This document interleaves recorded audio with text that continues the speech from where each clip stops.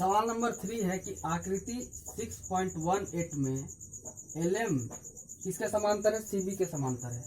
LM जो है वो CB के समांतर है और LN किसके समांतर है? ये CD के समांतर है, इसके समांतर है। तो सिद्ध कीजिए, सिद्ध करना आपको, प्रूफ करना है कि AM बटा AB बराबर AN बटा AD होता है, दोनों बराबर होता है।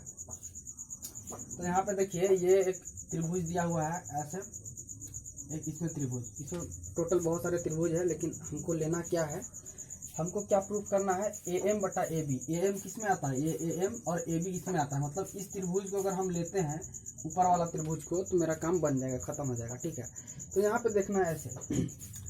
अब यहाँ पे लेना है हम त्रिभुज ABCD में, त्रिभुज ABC में।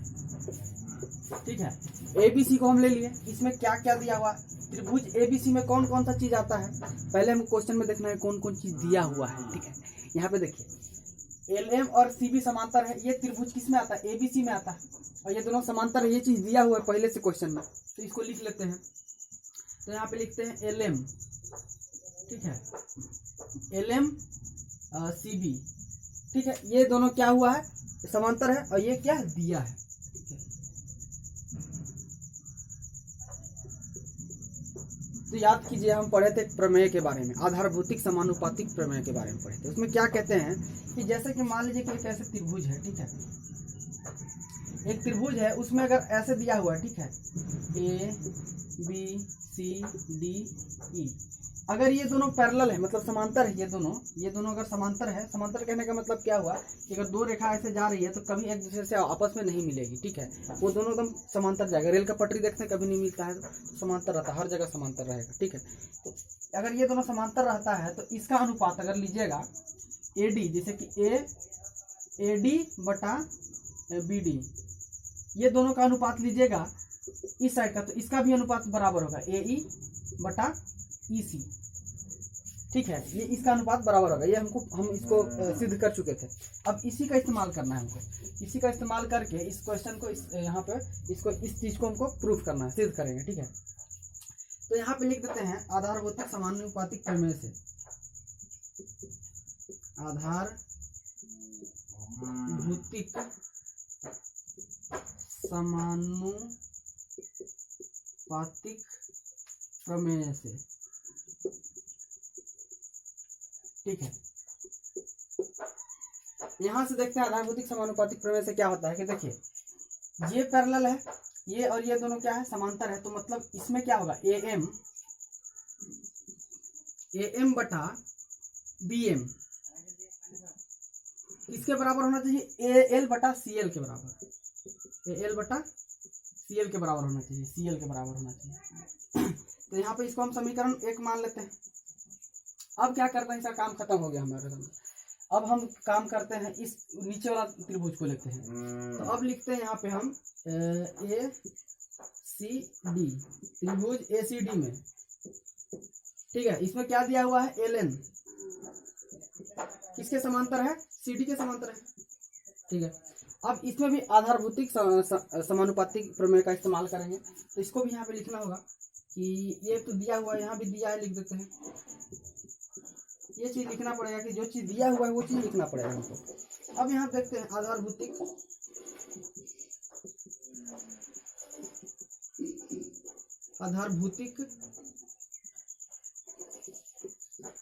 समानुपातिक प्रमेय से ये सब चीज को लिखना पड़ेगा कि जिस चीज का हम जिस प्रमेय को इस्तेमाल कर रहे हैं वहां पे लिखना पड़ेगा, तो तब पता चलेगा कि क्या है। क्योंकि ये सब जो प्रमेय है ये प्रूफ करना पड़ता है, ये प्रूफ किया हुआ है। तो यहाँ पे देखते हैं इसमें AN बटा BND, AN बटा BN किसके बराबर होना चाहिए? AL बटा AC के बराबर होना चाहिए, AL बटा CL के बराबर होना चाहिए। ये समीकरण दूसरा हो गया। यहाँ पे देख लीजिए, यहाँ समझ में आया होगा। अब क्या करना है हमको? अब देखते हैं कि हमको क्या, यहाँ पे देखिए दो समीकरण से हमको पता चल रहा है कि AL बटा CL और AL बटा CL दोनों में कॉमन है, बराबर है। ठीक है, अब क्या करना है कि इसको हम अगर ए एल और सी ए एल बटा सी एल दोनों बराबर है, मतलब ये दोनों बराबर होना चाहिए, ए एम बटा बी एम और ए एन बटा डी एन। तो यहाँ पे ये लिखते हैं हम, पहला समीकरण को लिख लेते हैं। देखिए ए एम बटा बी एम, ठीक है, ठीक हो गया। इसके जगह में क्या है, ए एल लिखना चाहिए हमको, ए एल बटा सी एल बराबर किसके है, ए एल बटा सी एल किसके बराबर है, ए एन बटा डी एन के बराबर है, ए एन बटा डी एन, ये सब बराबर है। तो यहाँ से हमको कंक्लूजन क्या निकलता है कि ए एम बटा बी एम और ए एन बटा डी एन ये बराबर होगा। लेकिन यहाँ से देखिए, यहाँ से पता नहीं चलता है हमको क्या प्रूफ करना था, हमको प्रूफ करना था कि ए एम बटा ए बी होना चाहिए, तो ए एम बटा बी एम है, नहीं प्रूफ हुआ। ए एन बटा ए डी होना, नीचे ए डी रहना चाहिए लेकिन डी एन है। अब हमको क्या करना है, अब नीचे हमको लाना है ए बी लाना है और ए डी लाना है। इसके लिए क्या करना होगा, यहाँ पे देखिए, अगर इसमें ए एम और डी एम को जोड़ दीजिएगा, ए एम और बी एम को जोड़िएगा तो ए बी आ जाएगा, ठीक है।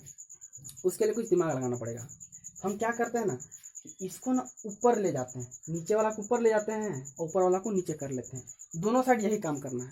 तो यहाँ पे उसके लिए हमको लिखना पड़ेगा कुछ, हम ऊपर ले जा रहे हैं ये तो लिखना पड़ेगा ना, बताना पड़ेगा नहीं क्या होना। तो यहाँ पे लिखेंगे व्युत्क्रमानित लेने पर, ठीक है, व्युत्क्रमानित लेने पर।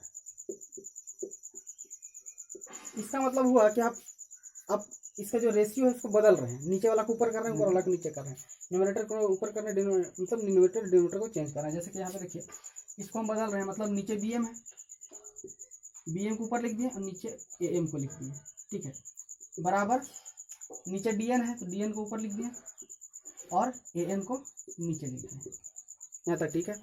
अब क्या करते हैं, हम इसमें एक जोड़ते हैं, एक जोड़ेंगे, देखिए दोनों तरफ अगर एक जोड़ेंगे, हम दोनों तरफ एक जोड़ेंगे तो क्या होगा ना कि इसको, जैसे कि एक जोड़ने के बाद देखिए कैसे होता है, यहाँ पे लिखते हैं दोनों तरफ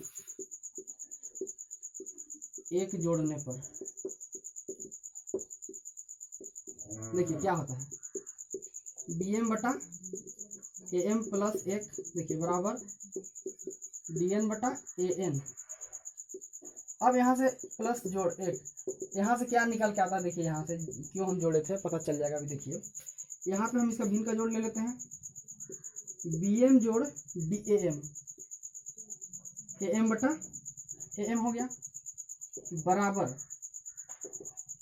डी एन जोड़ ए एन बटा ए एन। अब यहाँ हम देखिए, आपको समझ में आ रहा हो क्या क्या क्यों ऐसा किए हैं। बी एम और ए एम को जोड़ने पे क्या आता है, ए बी आता है, बी एम और ए एम के जगह पे हम क्या लिख सकते हैं, बी एम ए एम और बी एम के जगह पे क्या लिख सकते हैं, जोड़ के ए बी लिख सकते हैं। तो यहाँ पे ए बी लिख देते हैं,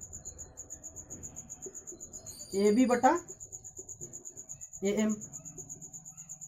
डी एन और ए एन को जोड़े थे, डी एन ए एन और डी एन को जोड़ने पे क्या आ रहा है, ए डी आ रहा है। तो यहाँ पे ए डी बटा क्या है, ए एन। यहाँ पर देखिए, ये तो यहाँ तक इतना आया, लेकिन हमको प्रूफ क्या करना था, ये प्रूफ करना था, तब पर भी ये नहीं आया, यहाँ उल्टा आ गया है। तो फिर से हम क्या करेंगे, फिर से इसको उल्टा कर देंगे। तो फिर यहाँ पे क्या लिखेंगे, पुनः व्युत्क्रमानित लेने पर। तो यहाँ पे लिखते हैं पुनः व्युत्क्रमानित लेने पर। इसमें क्या करते हैं कि नीचे वाला को फिर से ऊपर कर देंगे, तो ए एम बटा ए बी, फिर इधर है ए एन है तो ऊपर लिखा जाएगा ए एन बटा ए डी। यही प्रूफ करना था, हमको सिद्ध करना था, ए एम बटा ए बी और ए एन बटा ए डी। तो ये हो गया हमारा खत्म, प्रूफ हो गया यहाँ पर।